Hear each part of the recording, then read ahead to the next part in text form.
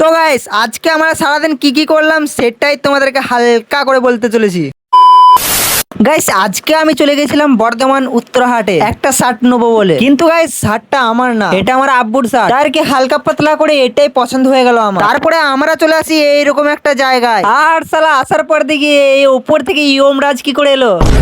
তাই আর কি হালকা পাতলা করে ওদের বক্তব্যগুলো শুনে আমরা চলে এলাম এই তো গাইস বাস স্ট্যান্ডে। তারপরে আমি বাসের উপরে চেপে পড়লাম, আর শালা অনেকক্ষণ চাপার পর আমার রাগ ধরে গেছিল, এই শালা বাস কেন ছাড়ে না, ও ছাড়ো গো, যাও যাও যাও।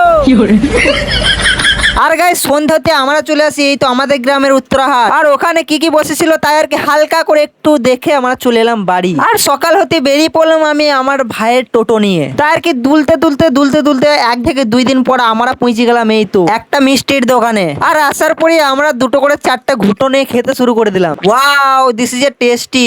তারপরে বাড়ি আসি আমি আমার ভার্সন 4টাকে নিয়ে বেরিয়ে পড়লাম এই তো। আর যেতে যেতে আমার একটা গান করতে ইচ্ছে করলো, আর যাবো না বেগুন তুলিতে ও ললনি।